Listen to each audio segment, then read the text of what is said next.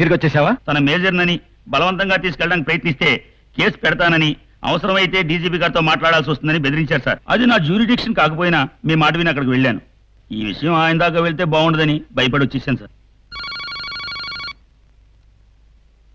Hello Madhavi, ఏంటి మాధవి నువ్వు చేసిన పని? చెప్పా పెట్టకుండా నువ్వు అలా వెళ్ళిపోతే నాన్న నేను ఎంత కంగారు పడ్డామో తెలుసా? బావ నీ మీద బెంగతో తిండి తిప్పలు కూడా మానేశాడు. విన్నావు కదమ్మా. నటించకండి నాన్న. నాది నటన.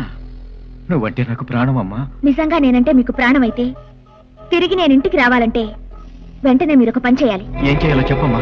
ముందే ఊరికి చేసిన వాగ్దానాలన్నీ నెరవేర్చండి. ఆ తర్వాతే నేను ఇంటికి వస్తాను. అది కూడా నేనొక్కదాన్ని కాదు, అక్కతో పాటు వస్తాను. అలా కాకుండా మళ్ళీ పోలీసుల్ని పంపడం లాంటి చీప్ ట్రిక్స్ ప్రయోగిస్తే అక్క నేను పేపర్కి ఎక్కాల్సి వస్తుంది. అది నీ రాజకీయ భవిష్యత్తుకి అంత మంచిది కాదు. అమ్మా మాధవి. Bye dad. ఏమైంది బావా? ఆ ఊరికి చేస్తానన్న పనులన్నీ చేస్తే తప్పనంటుంది. అదే దీన్ని కూడా పొల్యూట్ చేస్తుంటది.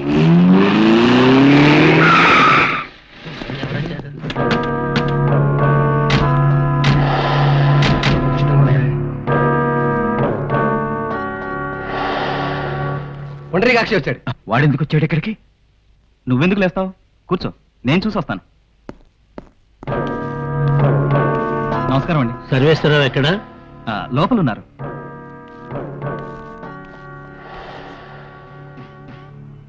చూడు సర్వేశ్వరరావు, ఇక మన మధ్య తుపాకులతో పనిలేదు, తమలపాకులతో తప్ప.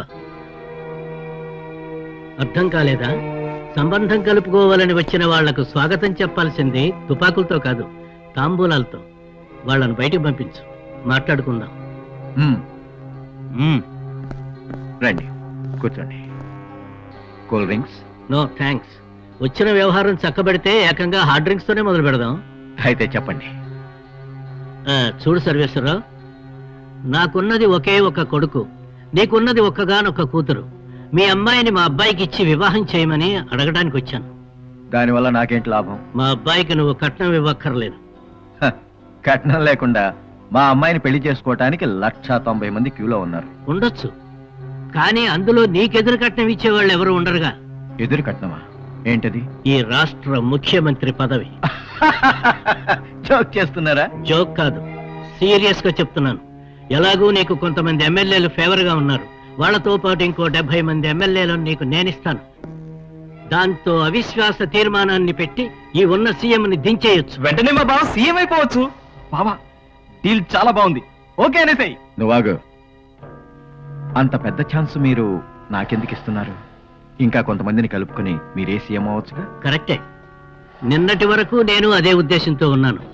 కానీ నా కొడుకు నీ కూతుర్ని ఇష్టపడుతున్నాడని తెలిసిన తర్వాత వాడి కోసం నా రాజకీయ భవిష్యత్తును కొంత త్యాగం చేయదలుచుకున్నాను. అయితే ఈ సంబంధం నాకు ఇష్టమే. కానీ ఇందులో చిన్న తెరకాసుంది. ఏంటిది? మా వాడంటే మీ అమ్మాయికి అసలు ఇష్టం లేదట. పిచ్చి పిచ్చి వేషాలేస్తే మా డాడీతో చెప్పి జైల్లో పెట్టిస్తాను. మాకు డాడీ లేరు, మరి జైల్లోంచి బయటికి తీసుకురావటానికి. మరి మీ అమ్మాయిని ఒప్పించగలవా? ఖచ్చితంగా ఒప్పిస్తాను. నా మాట అంటే దానికి వేరే. గుడ్. అవును, అమ్మాయి అది కొత్తపాడులో ఉంది. కొత్తపాడా? అది వాళ్ళ అమ్మమ్మ గారింటికి వెళ్ళింది, 2 రోజుల్లో వస్తుంది. సరే, అయితే మంచిగా చూసి ముహూర్తం పెట్టుకుందాం. ఇప్పుడు 2 రోజులు ముందు వచ్చింటే ఎంత బాగుండేది.